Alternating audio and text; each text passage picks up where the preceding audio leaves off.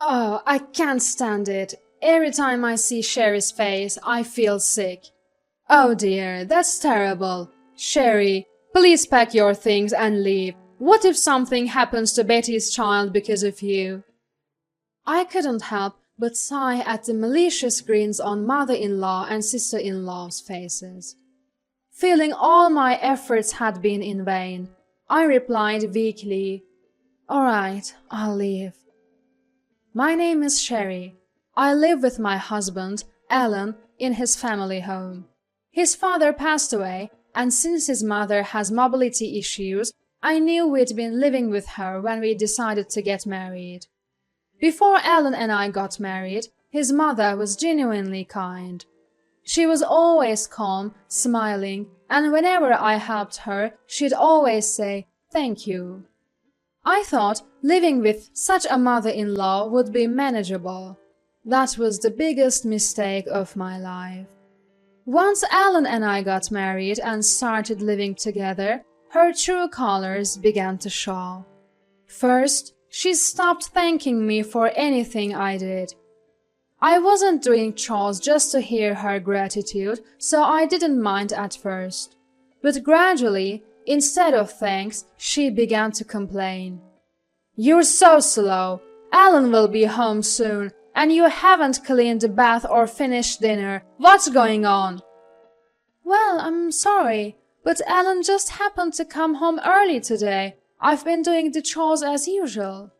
"If your husband comes home early, you should work faster. You don't care enough about Alan." "That's not true." "I don't want to hear your excuses. Ah, poor Alan. Why did he marry someone like you?" There was no trace left of the kind woman I had known before our marriage. Still, I tried my best to meet her expectations. I could keep going because of Alan's support. In front of Alan, she pretended to be the ideal mother-in-law and was kind to me. But I talked to Alan about how she behaved when he wasn't around. Alan believed me and said, "I'll talk to Mom," and he did. After being scolded by Alan, she'd behave for a few days. But then she'd go back to her old ways. This cycle continued until one day she received a phone call. It was probably sister-in-law Betty, loudly bad-mouthing me so I could hear. Betty, who's married and currently pregnant with her first child, is just like her mother. She changes her attitude depending on the person and, frankly, has a bad personality. She once said, "I never thought my brother would marry someone as wonderful as you." But now, she says, "You're always causing trouble for Mom. You're so useless." Mother-in-law and Betty have a weekly phone call where they bond over criticizing me. I was getting numb to it all, but after hanging up, mother-in-law cheerfully called out to me and dropped a bombshell. Betty is getting a divorce. Her husband was a plain guy. Anyway, so it's for the best. Once she comes back for the birth, she'll stay here. You might not be needed anymore, Sherry. What? Oh, I can't wait. Make sure you prepare a feast for the day Betty comes home. I felt devastated. Until now, it had been mother-in-law versus me. With Betty moving in, it would be mother-in-law and Betty against me. I was already worn down by mother-in-law's constant complaints. The thought of another person adding to that was unbearable. Trying not to let mother-in-law see, I shed silent tears while vacuuming. I couldn't take this life anymore. A few days later, Betty arrived. Heavily pregnant, she was in her 9th month. I greeted her with a hello. Immediately, she complained, "At least offer to take my bags." After taking her luggage to the room she'd been staying in, I heard her loud voice from the living room. "Sherry really does have a plain face, doesn't she?" As I prepared tea in the kitchen, Betty exclaimed. "Oh, I can't stand it. Just looking at Sherry makes me feel sick." Next to her, mother-in-law, laughing with a face just like Betty's, exaggeratedly said, "Oh dear, that's terrible. Sherry, pack your things and leave. What if something happens to Betty's child because of you?" Betty laughed mockingly. I had done my best for mother-in-law, but it seemed all for nothing. Feeling empty, I sighed and replied weakly, "All right, I'll leave." I had anticipated this outcome from the moment I heard Betty was returning here. I had always known that a day would come when I'd leave this house in anger or sadness. I quickly grabbed my already packed bags, headed to the entrance, and picked up my car keys. Perhaps not expecting me to actually leave, mother-in-law called out from behind, "Oh, Sherry, are you really leaving? That's fine, but make sure you divorce Alan. He deserves someone much better." I think that's for Alan to decide. Thank you for everything. I replied calmly and left the house. I called my parents, who warmly told me to come home. They were furious when I told them about mother-in-law and Betty's comments. "You don't need to go back to that house," they assured me, and for the first time in a while, I genuinely smiled. That evening, the doorbell rang. When I opened the door, Alan stood there. "Welcome home, Alan." "Thanks. Living with your parents will be a bit nerve-wracking, huh?" "Don't worry. You'll get used to it quickly. I guarantee it." As I greeted Alan with a smile and invited him in, he first apologized to my parents. I had told them how supportive Alan had always been, so they felt bad about his apology. Instead, they thanked him for trying to protect me and warmly welcomed him, saying, "Feel free to live here as you wish." Why did Alan fit in so well with my parents? It was because when I found out Betty was moving back after her divorce, I had proposed a divorce to Alan. I told him, "I'm already struggling with mother-in-law, and I can't handle Betty on top of that." And I cried, saying, "Even if it means divorcing, I want to leave that house." Alan was shocked, but immediately apologized, saying he hadn't realized how much I was suffering. He didn't want a divorce and had negotiated with my parents that if things got too bad, he'd move in with me at my parents' house. It seems that Alan plans to live in my parents' house for a while and then buy a house somewhere else. I was overjoyed when Alan came to my parents' house.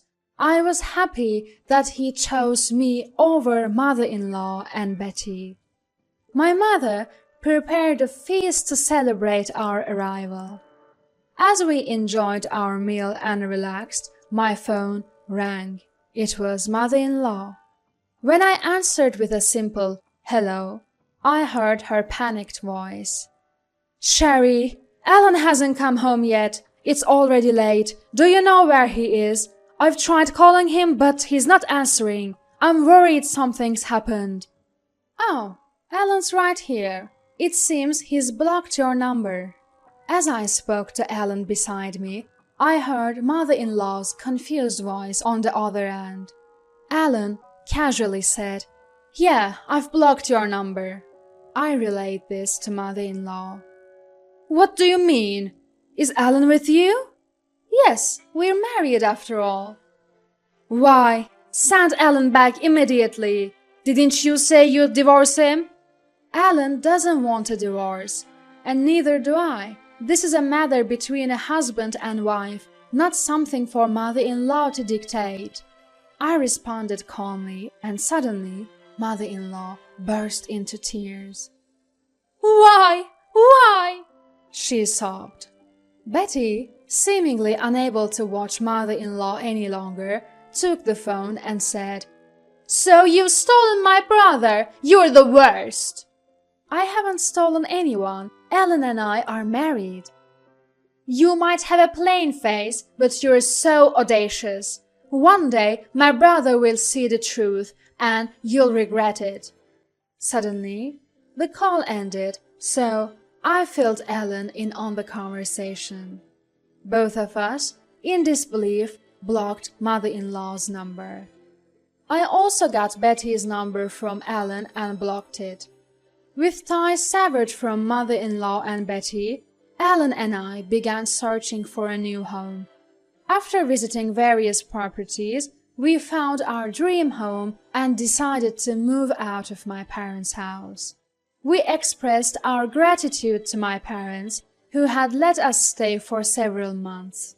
They told us, "You can always come back," warming our hearts.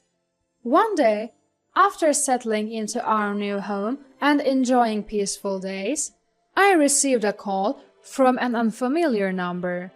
Considering we had just moved, I thought it might be a service provider and answered. To my surprise, an angry voice shouted, "Finally you pick up?" Confused, I asked, "Who's this?" "You've forgotten your sister-in-law?" I realized it was Betty. "Oh, Betty, how did you get this number?" I was sure I had blocked her number. She apparently changed her number when she got a new phone. I thought I'd have to block this one too when Betty suddenly said, "Come back right now. I just had a baby and the house is a mess. Mom doesn't do anything." Well, mother-in-law has a bad leg, so it's understandable to some extent, right? "That's no excuse. I'm struggling postpartum and she's using her leg pain to avoid chores."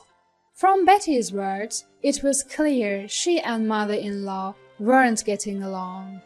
Neither mother-in-law nor Betty want to do housework, so it's only natural that they push each other. But that wasn't my concern. "I'm sorry to hear that, but I have no plans to return." "Why not? You haven't divorced Ellen, right? We're family. We should help each other." "It's funny you consider me family now." I chuckled and Betty shouted in frustration.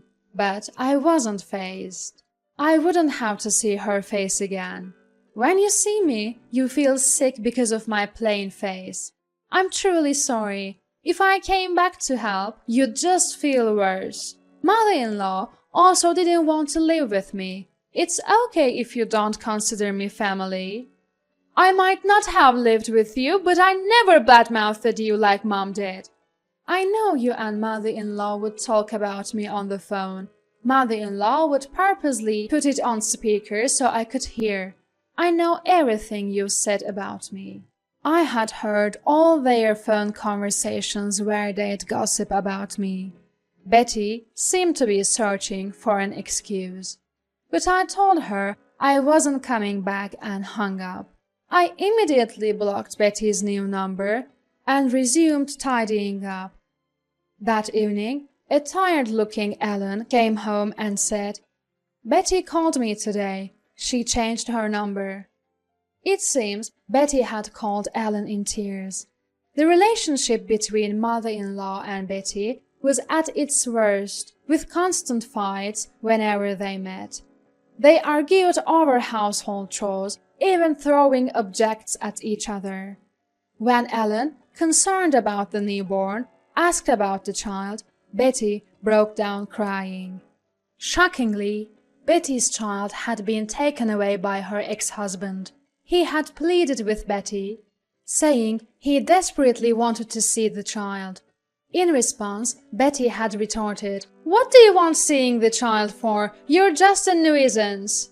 Hearing this, her ex-husband declared he couldn't trust Betty with the child and took the baby away. In a fit of anger, Betty had said, "Then you raise the child." Now, regretting her words, she is embroiled in a custody battle. Mother-in-law's leg condition seems to have worsened. She's been advised to live in a wheelchair, but there is no way Betty would care for her. Mother-in-law manages with a cane at home, but the day she'll need to move to a facility she despises seems imminent. Betty had apparently sought Alan's help, but their predicament was a result of their own actions. Alan reportedly told her, "If you had treated Sherry right, you wouldn't be in this mess," before hanging up.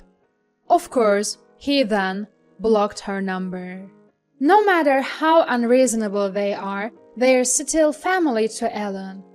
I worried that Alan might be hurt because of me, but he reassured me with a bright smile, saying, "You are my top priority, so it's okay. Besides, I'll be a father soon, too." Smiling at Alan's words, I gently caressed my still growing belly, replying, "That's right. For the sake of our unborn child, it's best to sever ties with mother-in-law and Betty. That's our decision as future parents. We have no intention of informing mother-in-law and Betty about our child. Alan, myself, and my parents want to shower this child with all the love we can offer."